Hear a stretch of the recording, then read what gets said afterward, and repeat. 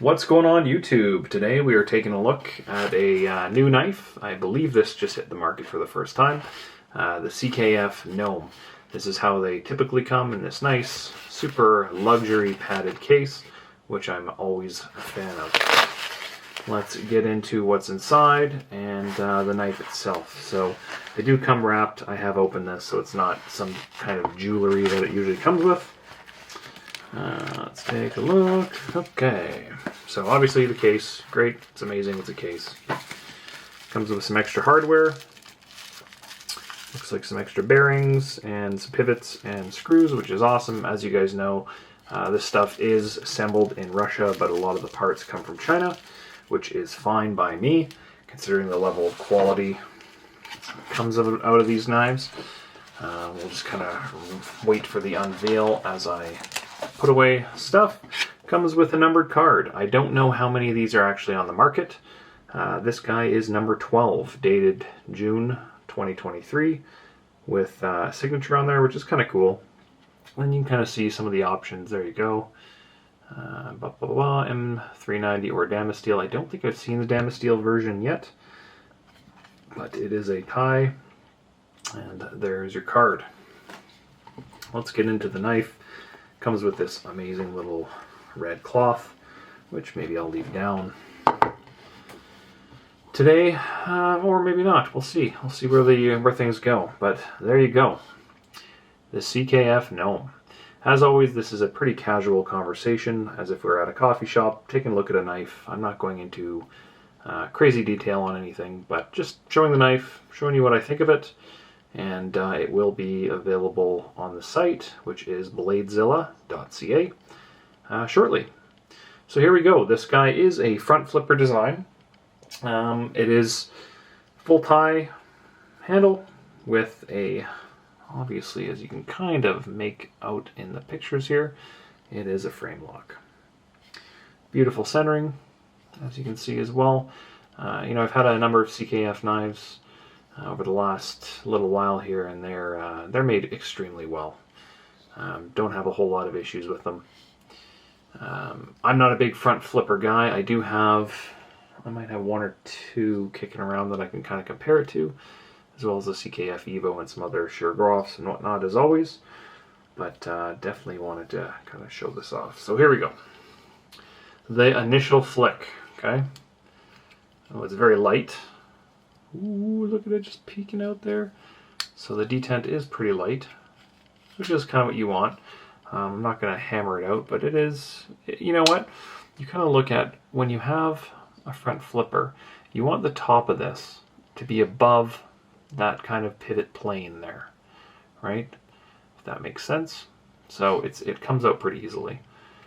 Some beautiful jimping as well on the blade, which is certainly useful in this situation, but yeah. Comes out nice and easy, and then snaps into place with what looks like to be, I'm actually looking at the screen, not the knife, but I'd say close to 30% or so lock, which is beautiful. Very smooth. Ooh, very, very smooth actually. That's a very smooth knife, and comes out without any problems. Still some kind of factory fluff on here.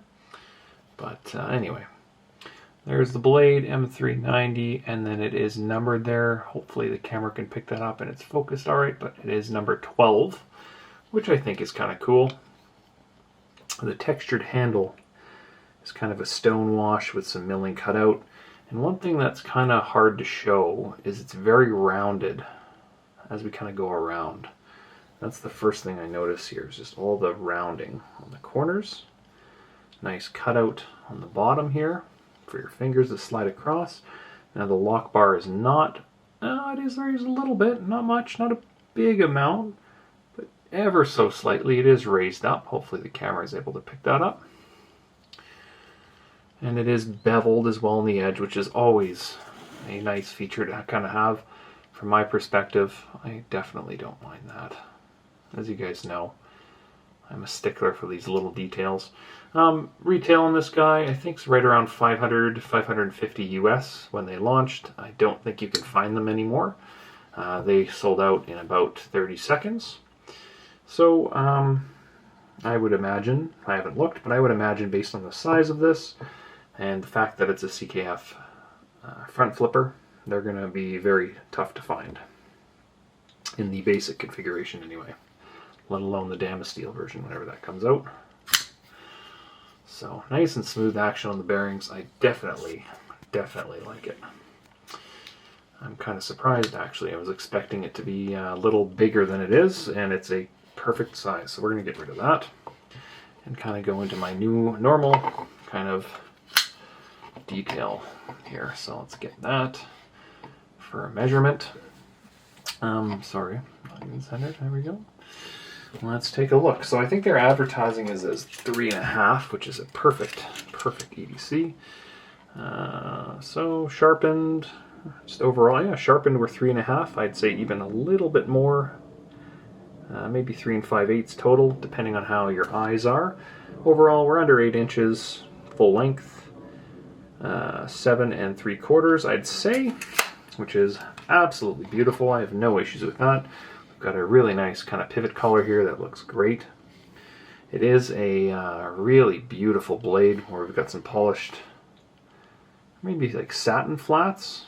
Looks nice. Some good line and edge work. Dual jimping. This is interesting. I'm kind of curious the reason behind this. Obviously, we've got this part here, which is for the front flipper. And then we go down the blade and we've got another set of jimping. In hand, I can see this working really well with that as your kind of initial hold. But could you see a reach? Maybe. I could see going up that far. Yeah, sure, why not? Sure, why not? Comparison-wise, let's grab a couple Sebenzas here, as we always like to do. Large and small. To kind of show you the sizing. So there's your large. There's the small. There's your comparison. This one does not like to stand on its own, but there's your size comparison. So it's kind of in between the two of these, more leaning towards the large side of the spectrum. And then in the Shirogorov world, we would probably put it up in the stellar zone, I'd say. It's a little bit smaller than a stellar and a little bit bigger than a neon. Is that about right? Yeah, there you go. So it's in that kind of conversation. Hopefully that's kind of a pretty good size comparison.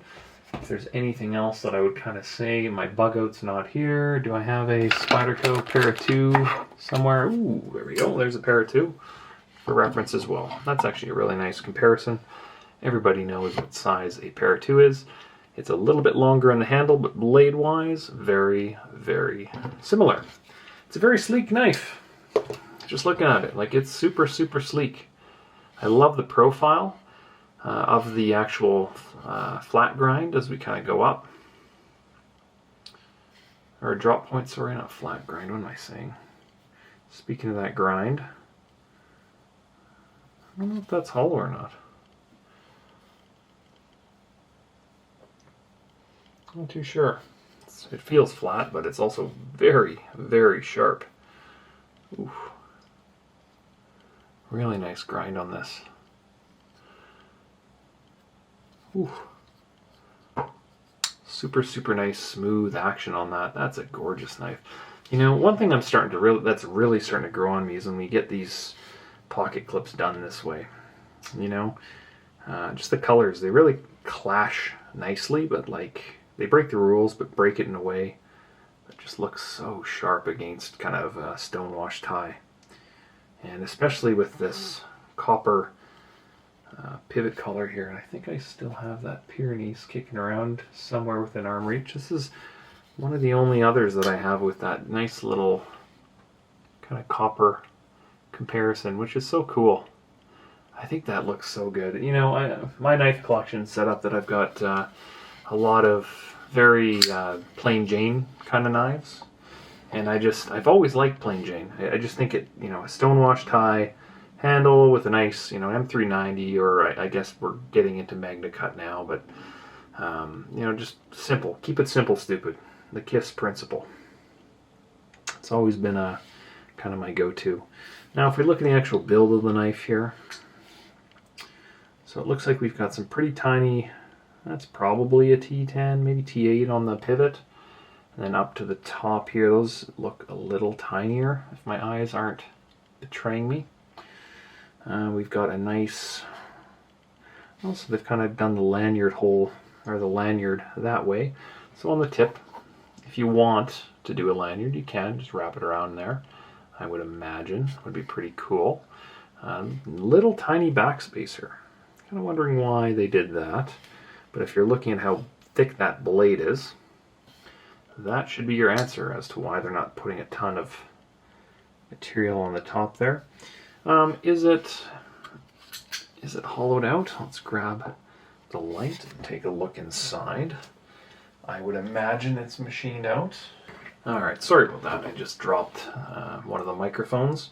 Let's take a look at the milling on the inside. Hopefully that will kind of give us an angle. So it looks more like it's kind of pocket on the pocket clip side. Looks like you kind of got two little cutouts, and then on the show side, 1, 2, 3, 4, 5, 6 kind of little cutouts. I don't know how well you can. Oh, that shows it a little bit. There you go.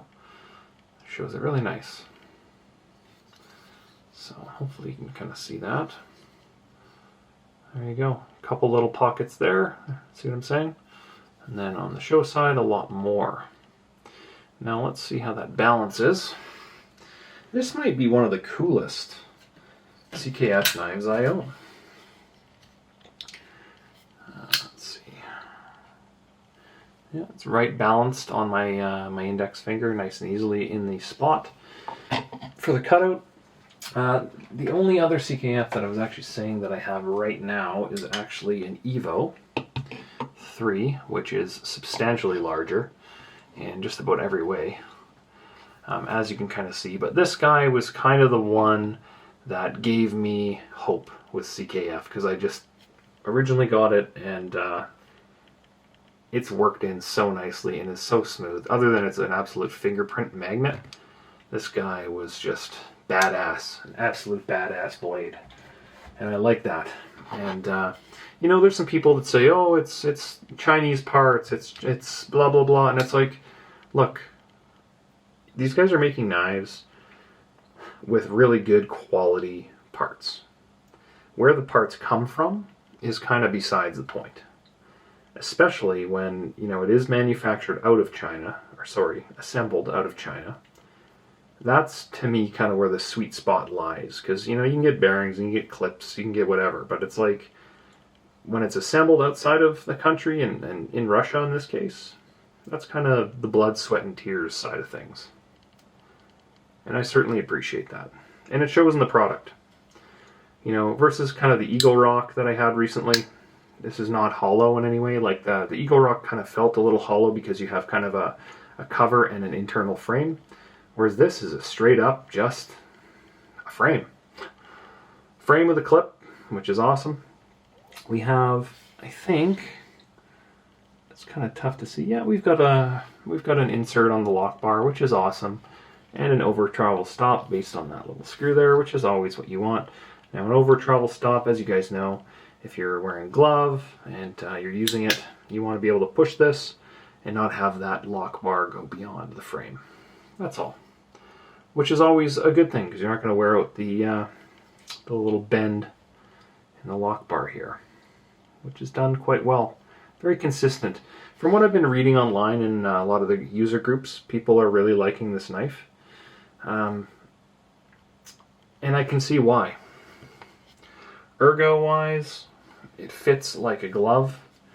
The pocket clip is nice and rounded, no sharp spots. Got a nice little spot that it, you know, should slide in nice and smooth. The only real problem that I think that I have with this is that we've got a lot of open frame here. And remember, this is not a very expensive knife. It's kind of in the mid to mid-high zone for production, mid-techs. But, you know, what I like to see, you know, this to me is like, okay, there's your Shiro F95 NL. And see how open the back is? And, one of the things Shirogorov does, as they kind of go up, in the F95 world anyway, is they start throwing some pretty cool backspacers on, right here, and kind of cover it up. And to me, this is kind of like, well, you're sort of doing it. Like, I don't think it's super, super amazing, but at the same time, it is less than a Shiro, and I get it. But Shirogorov's able to do that, manufacturing all of it in Russia, other than I believe bearings are brought in from overseas. Well, I guess actually for them it would be not overseas. That'd be, anyway, that's another conversation. What else can we talk about with this guy? Just trying to look at some of the detail works. That's kind of cool. I don't actually know what that little Y on there means. I'm assuming it's the designer, Danila Maricek. I don't know if that's what that means. If that's like a logo of theirs or something, but I'd love to know what that means. Someone can probably chime in the comments, and it will be glaringly obvious once I know it. It is M390, as I mentioned. Now, if we look here, it's fairly sealed off. I always like these to be flush around there, and it's kind of neither here nor there. But it'd be cool if that was kind of fit nicely there. Nice big, thick pins, actually, for a 3.5-inch blade. And that CKF logo on the back. There's not, it's for a front flipper, like, I think this is actually a super simple design, super simple knife, and they haven't really done anything too risky on it. They've just made like very clean ergos, nice, kind of some mill work on it with some rounding. I love that copper pivot collar there. That looks so good. And this blade, I can't even describe, like, the light's going to reflect it all around, but it is all polished, or satin, I guess, on the flats, which looks good. So you get some angles when you look at it from a side profile. It just looks aggressive with that drop point. The jimping's cool. I like that. Otherwise, I'm just trying to look at how it's kind of put together here. So we've got one screw that goes in. So that one will probably go into the other side of the frame, which is not... It's kind of a no-no. Everyone's doing it, but it'd be nice if it kind of held together by having two screws go into that middle backspacer in a perfect world. Not the end of the world, but the other thing here, we've got... That's interesting how they do this. I'm going to fold that in, so I'm not going to cut my finger. So if we look at this backspacer, right, tiny little guy, about the size of like my index finger, we go into a little spot for your lanyard to kind of go on, but then we go to another little spacer here. You'd think they'd kind of do all that in one. I'm kind of surprised they didn't. Isn't it one piece that's kind of just hidden? It might be. I think it is. See how inside there it's a flat, like there's not a gap? Yeah, I believe that is right. So that's interesting that they did that. So these two pieces are from the same material, this top and this bottom part, and then they put a little pin in the middle. Why on earth did they do that? That's interesting. It's done well enough. It's just, I think they could have done that a little, why not throw a tab and have it stick out? That doesn't matter. It's one piece, and that's the main thing to me, is what I wanted. So that's cool. Remember, I'm trying to critique the 5% of the knife that, is the hardest 5% to do. 95% of this knife is done. It's a home run.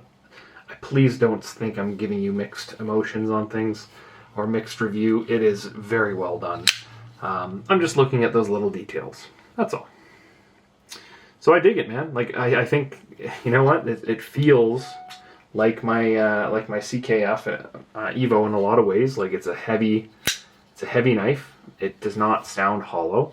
It's got good lock. It's numbered. I love the copper. The feel in hand with that extra layer of jimping, which is kind of cool. I think this is going to be a great knife. I think they're going to sell an absolute crap ton of these. And once again, you're maximizing your blade to handle ratio there. Look at how much of that goes in. Ooh, nice detent. Hides in there nicely. And this is getting into the Shiro territory of tolerances. Look how close that blade is. Look how close it is. That's bananas. That's very tight. Smooth as heck. And I'm not a front flipper guy. The only other front flipper, I remember I said I had one. I think I've got just the one, the Trevor Berger Urban, which is super, super popular. But that is it in comparison. So you can see quite a significant difference in handle size. This is more your EDC. Everyone's going to love you. Carry, you're not going to ever have problems with that. This is from the personal collection. But if you look at how they've done theirs, once again, see how the jimping is above the plane of the pivot. It's got to be above there. So that's why that design works so well. And if you look at the Gnome side by side, they've done the same thing, which is awesome. I love it. I love it. Boy, that's a great knife.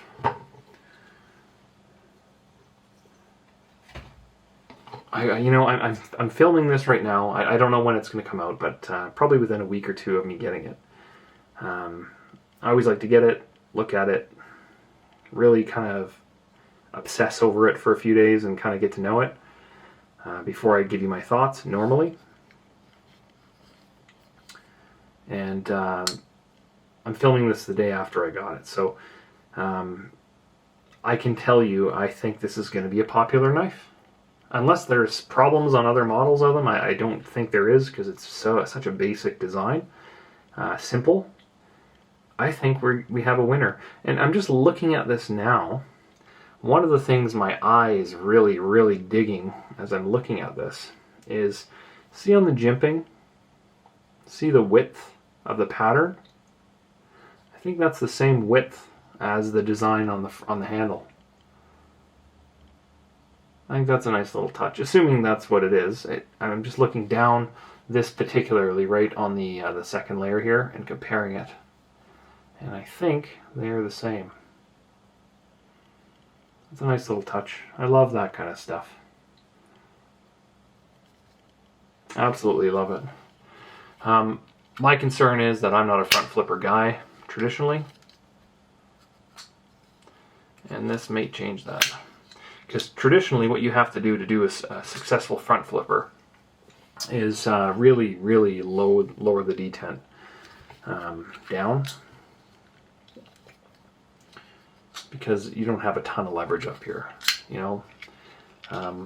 You can kind of just slow roll it open. That's not a problem. It engages nicely. It's nice and smooth. Or I'm sure you can flick it, right? I'm not. This looks ridiculous. I'm telling you that, and I know that. I'm wrapped around a tripod in a super, super awkward position, and I can't get it to flip because I have no leverage. But if I move my hand over here, I can get it out real easy. So it's just because I can't swing it. Anyway, that's besides the point. This guy is a very, very cool knife. Super, super great size. That is going to be an EDC king for a lot of people, and they're going to love it. They're going to sell like hotcakes. I don't know how many they're making. I'm assuming, you know, a few hundred of them. Like anything, probably 300-400. But yeah, just so easy to come out. Hopefully that mic picks up some sounds. But yeah, that's a great knife. Hopefully you guys have come to seen what there is to come, or come and gotten what you've wanted to see. There you go. There it is.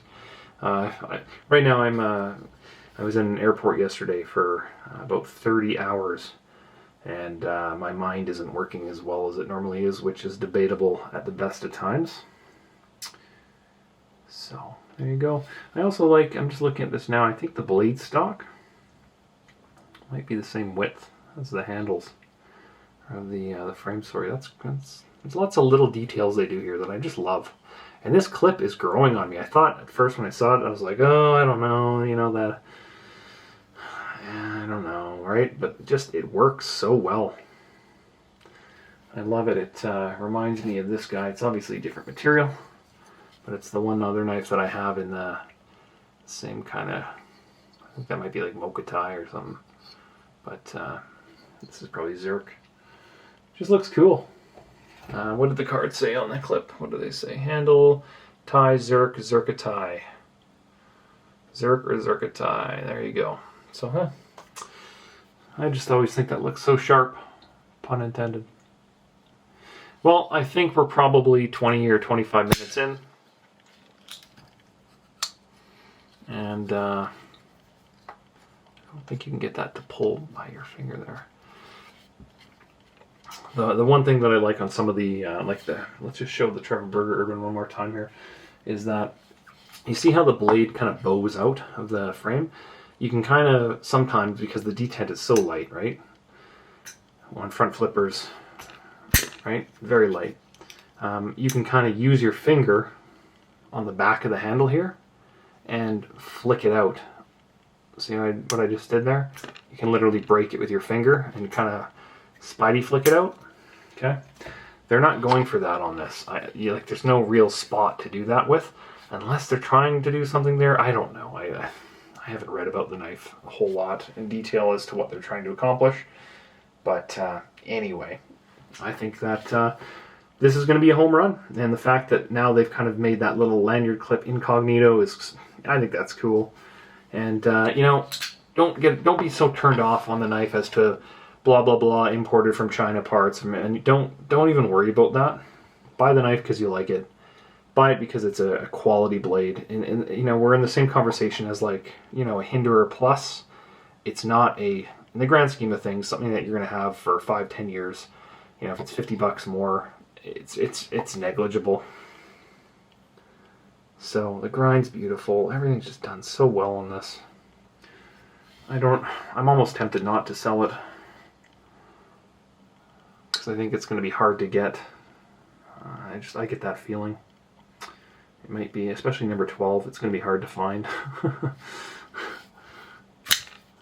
Super. Oh, the action's just getting smoother too. Oh, you know what? I will put it on the site for a bit and see if someone wants it, but I'm telling you, I'm thinking, I can tell you I'm going to regret it, because it's already getting smoother right now. It sounds so crispy. Oh, beautiful knife. Okay, well, that's enough for me. I'm sure there might be like 3 people that find that helpful.